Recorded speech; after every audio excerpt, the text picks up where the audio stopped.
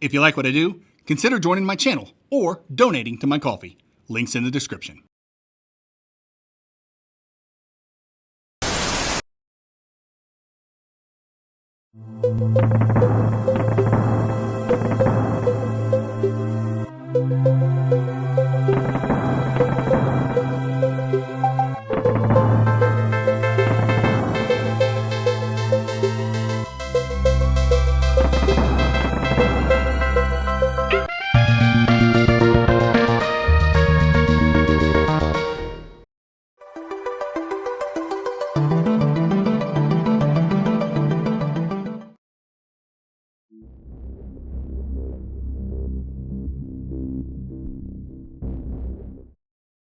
I played Before I Go's demo a few months back and was gobsmacked by how much fun I had with it. The running and gunning felt great, the platforming was tight, and the polish was top shelf. And all this was made by only one guy?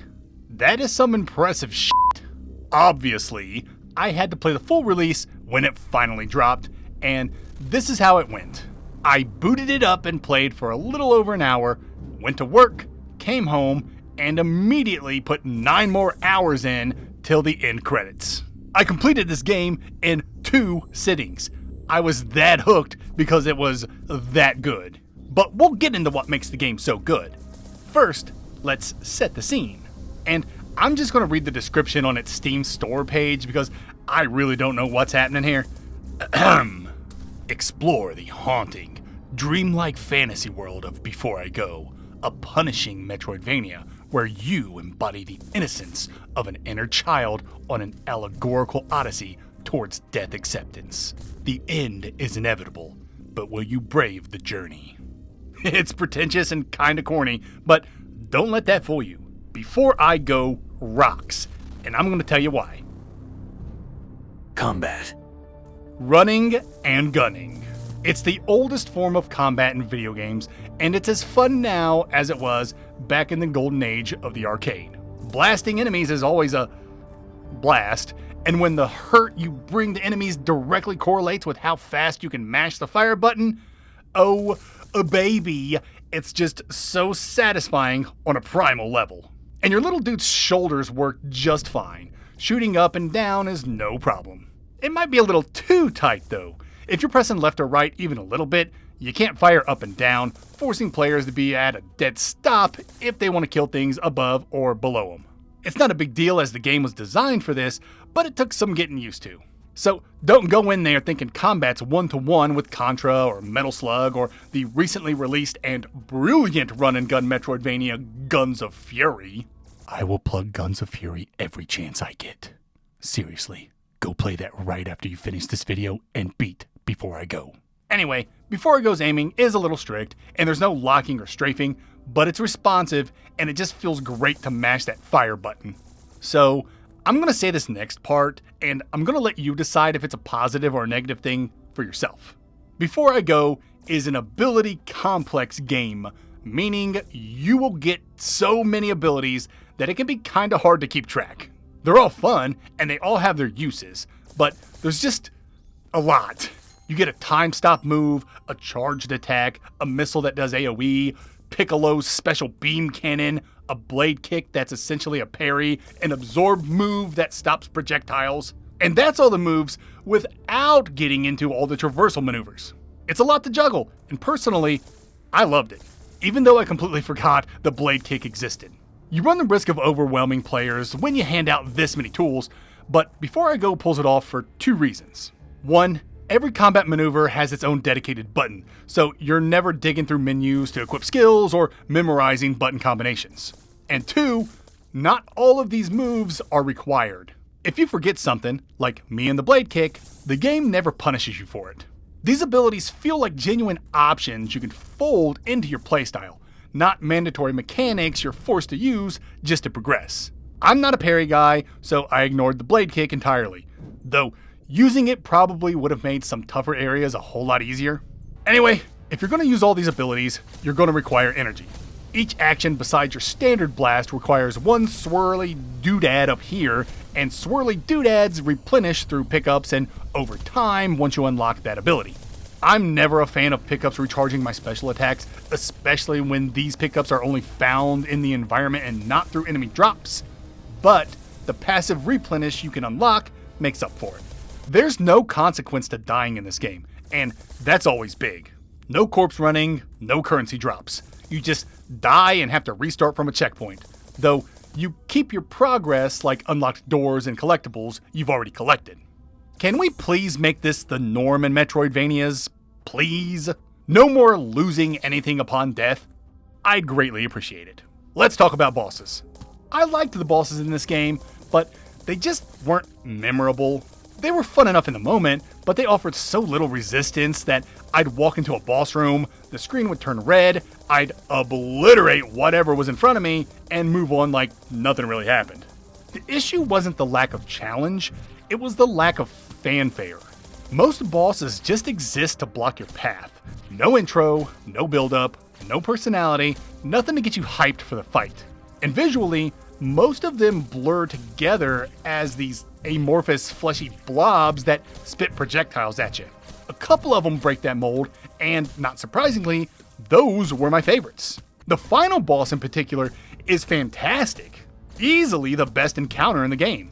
It's challenging, stylish, had amazing build-up, and actually rewarded you for using the full kit of abilities you've been collecting.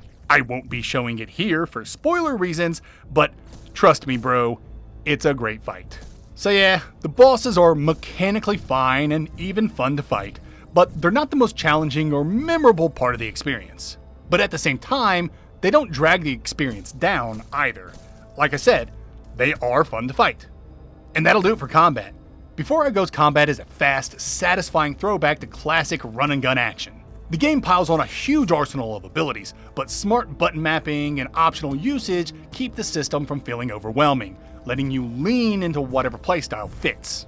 The energy economy is simple, death is refreshingly consequence-free, and the moment-to-moment blasting just feels good.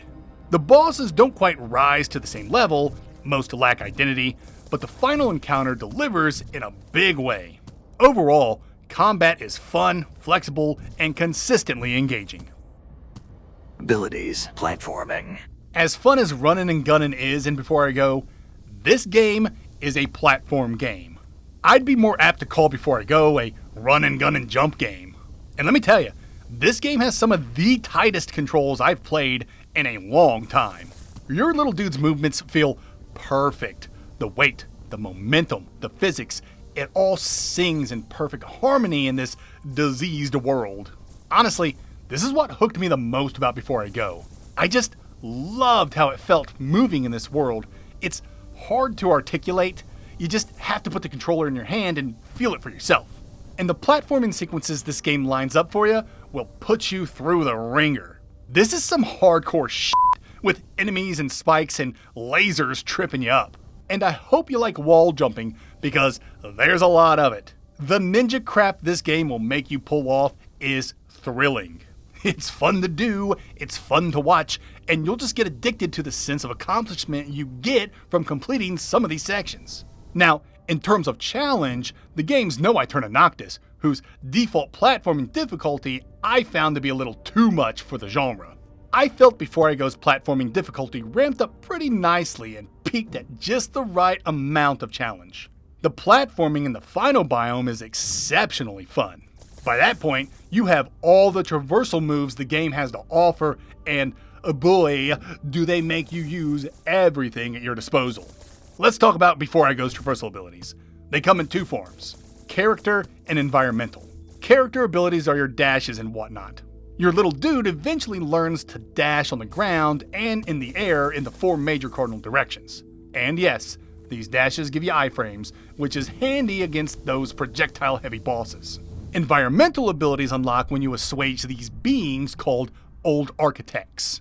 Special orbs exist in the world, but you can't interact with them until you placate one of these crybabies.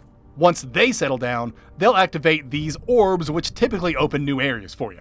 But the real fun begins when these orbs get thrown into the platforming mix. Each orb has a different property, and the way they switch up the world is a whole lot of fun and can lead to some demanding platforming sequences. Another common roadblock you'll hit are machines, I guess. They can be something like an elevator or some kind of tube, and they won't work until you kickstart their generator or whatever. Kickstarting these generators means finding them and completing a platforming challenge where you have to hit all the nodes within a short time limit. Then, you have to find each individual machine's power mechanism. It's a fun and clever way to block players, and I liked it a lot. Besides that, there's not a lot of puzzles. You're mostly hitting switches to unlock shortcuts or kickstarting generators. Mainly, you'll be too busy jumping and wall jumping all over the place to even care about puzzles. And that's it for this section. Before I go shines brightest in its platforming. Movement's razor tight, the challenges ramp up fast but at an appropriate pace, and the game constantly pushes you to chain dashes, wall jumps, and traversal tricks in ways that feel thrilling and natural.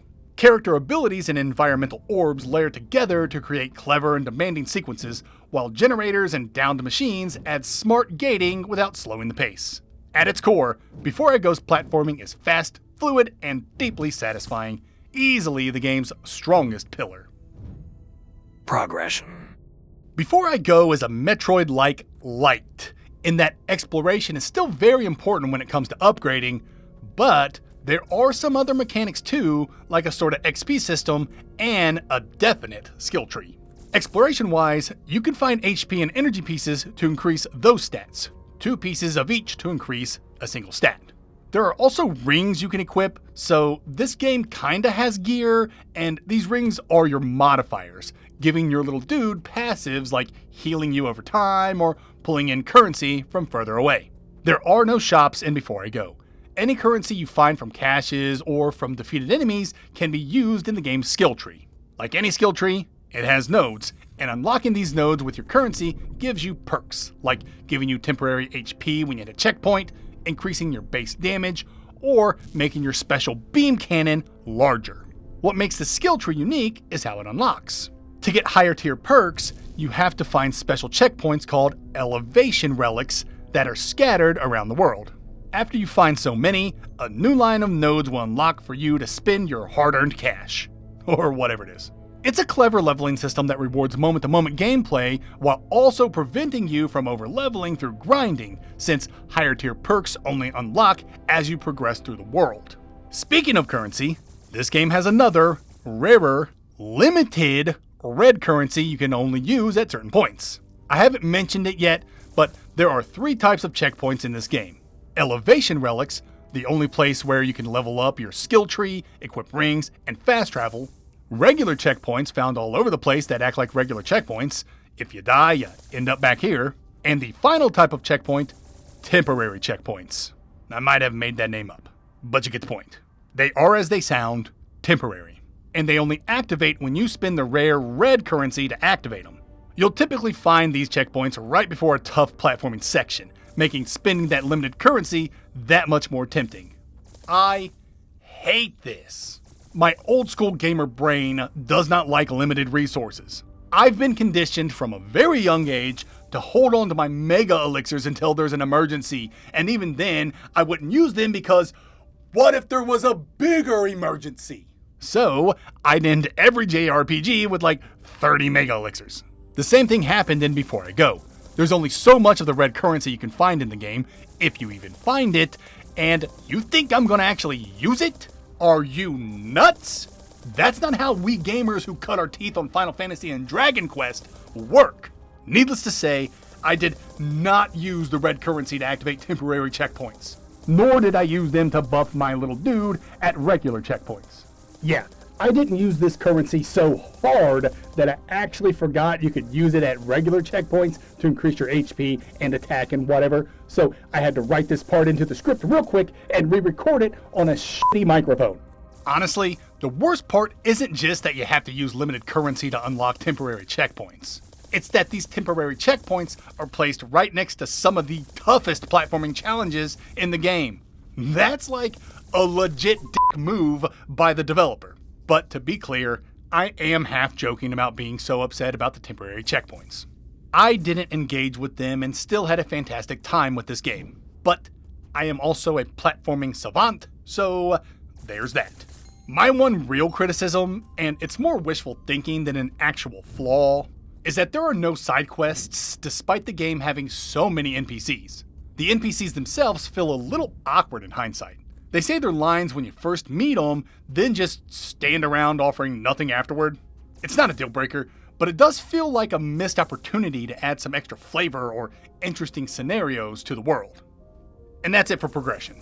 Before I Go mixes classic Metroid-like exploration with a light XP system, an easy-to-understand skill tree, and a handful of modifying rings to round out your build. Throughout the game, the progression loop stays rewarding, steady, and player-driven. And you can ignore the temporary checkpoints entirely and still have a great time. You know, if you're a platforming badass like me. Exploration. Before It Go's exploration is mostly linear, with a few moments where you can blaze your own path, though those usually end with you getting gated by an inactive orb, an unpowered machine, or a classic ability lock. Like not having the ground pound to butt slam the button that opens the whatever. But don't mistake that linearity for hand-holding. Before I Go is more than happy to leave you lost if you're not paying attention and marking up your map. Backtracking is crucial, and you'll revisit biomes regularly as you hunt for the next lead. I've come to call this exploration style bottleneck exploration, a type of Metroidvania design where there's technically a big world to explore, but only one true path forward at any given moment. Every new ability sends you scouring your map for the one correct route, while the other obvious leads usually hide optional upgrades or collectibles. I tend to really enjoy bottleneck exploration when it's done well, and Before I Go nails the approach. Now, I want to make something clear. Bottleneck exploration is not the same thing as what I call MV bottlenecks. MV bottlenecks are those illogical, opaque progression moments that stop you dead in your tracks.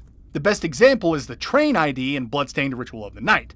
There was no real hint that you had to take your photo to the librarian to get the ID. Maybe that's been patched since, but when I played it, it was nonsense. Bottleneck exploration, on the other hand, is when there's one logical way forward, usually tied to a lead you spot on your map after getting a new ability. You see the structure in a lot of Metroidvanias, even though many of them lean more toward nonlinearity overall. Now, the million-dollar question. Does exploration feel rewarding? Yeah, I'd say so. Finding HP and energy upgrades is genuinely impactful. Most of the rings are pretty good, and finding fireflies is always a welcome dump of dopamine. Alright, shorthand. Fireflies are like the grubs from Hollow Knight. You have to find them, and there are milestone rewards as you find them. My only issue is that I found 49 fireflies out of 50, and I have no idea how to find the last one. Before I Go's map is sprawling. Not because it's massive, but because it stretches into long, winding pathways built to house all those platforming sequences. And backtracking through those sequences is not really that fun, especially because you don't get the more impactful traversal abilities like air dash till the mid to late game. So with no way of knowing exactly where the final firefly is, my only recourse is to scour the entire map. And I'd rather just restart the game, to be honest, which is fine because I liked it so much, but you completionists out there have been warned. The in-game map itself is great. It accurately shows the shape of areas, shows where you are in those areas, is color-coded, keeps track of points of interests like NPCs and checkpoints, and you have a set amount of pins you can use to mark it up. I've got no complaints. This should be the bare minimum that all Metroidvania maps should aspire toward. And fast travel's fine. It's a waypoint system between elevation relics. Nothing fancy, but still solid. And that's it for exploration. Before I Go's exploration lands in a sweet spot. Mostly linear, but still demanding enough that you'll get lost if you're not paying attention. Its bottleneck exploration keeps the journey focused while rewarding you with meaningful upgrades along the way. The map is excellent, fast travel is solid, and the world is packed with clear leads to chase. Even if the long, winding layouts can make backtracking a chore. Still, as a whole, exploration stays engaging, structured, and satisfying, especially if you enjoy hunting down that one correct path forward. Atmosphere. Narrative. Before I Go's atmosphere is interesting. At first it reminded me of Grime, but with a more refined, almost plastic diorama look. Everything is smooth, clean, and lit in a way that really makes the environments pop. The lighting in this game is genuinely fantastic. The world itself, though, felt a little too samey for my taste. Most biomes blur together, and outside of a few standouts, it often felt like I was wandering through one giant cave. I was never particularly excited to reach a new area because they all kind of looked the same. I honestly couldn't name a single biome if you asked me. Does that matter? Maybe, but I still had a great time. I'm sure the visual choices, NPC names, and environments all tie into the game's allegorical journey about accepting death, but most of that went over my head. Even so, I enjoyed the ride, even if the symbolism didn't resonate with me. I will say I liked the designs of the NPCs and the old architects. I just wish I knew more about them. So, as you can imagine, I don't really have much to say about the narrative. The world that's presented is interesting, but I was never really captivated. Again, I just didn't really follow what was going on. The world is diseased or something, and you have to calm the old architects because death acceptance? I don't know. At least the game is super fun though. And that's it for this section. Before I Go delivers a striking and polished aesthetic with fantastic lighting and some genuinely cool character designs, even if the biomes blur together and the world starts to feel like one big cave. The game clearly aims for an allegorical journey about death and acceptance, but most of that went over my head and the narrative never fully grabbed me. Still, the atmosphere is intriguing, the NPCs and old architects look great, and even if the story didn't resonate, the overall experience was enjoyable thanks to how fun the game is to actually play. Final thoughts and score. Before I Go is a phenomenal blend of fast combat and thrilling platforming. An addictive standout in the genre. It's one of those games that wins you over through sheer feel. The combat is fast, flexible, and satisfyingly old school. The platforming is tight and constantly inventive. And the progression loop stays rewarding from start to finish. The game's visual style is striking. That smooth, plastic diorama look paired with fantastic lighting gives the world a distinct identity, even if the biomes themselves blur together. The narrative and symbolism didn't fully land for me, but the atmosphere is strong enough to carry the experience regardless. And while some systems like the red currency and temporary checkpoints right before tough sections can feel like a swift kick in the pants, none of it gets in the way of how fun the game is to actually play. The polish and mechanical creativity on display make Before I Go an easy recommendation for anyone who loves real platforming and button mashing run and gun action. I award Before I Go an 8.5 out of 10. Before I Go is available on PC and all major consoles. I played it exclusively on the Steam Deck with zero issues and therefore give it a Steam Deck rating of verified. Pair placement. Before I Go nails the mechanical heart of a Metroidvania. Tight movement, creative abilities, rewarding upgrades, and a clear, logical progression path. Combat is fast and flexible, platforming is exceptional, and exploration follows a well-executed bottleneck structure that keeps you moving without feeling hand-holdy. The atmosphere is striking even if the biomes blend together for me, and the narrative doesn't carry much weight, but the gameplay absolutely does. Before I Go accepts the B tier.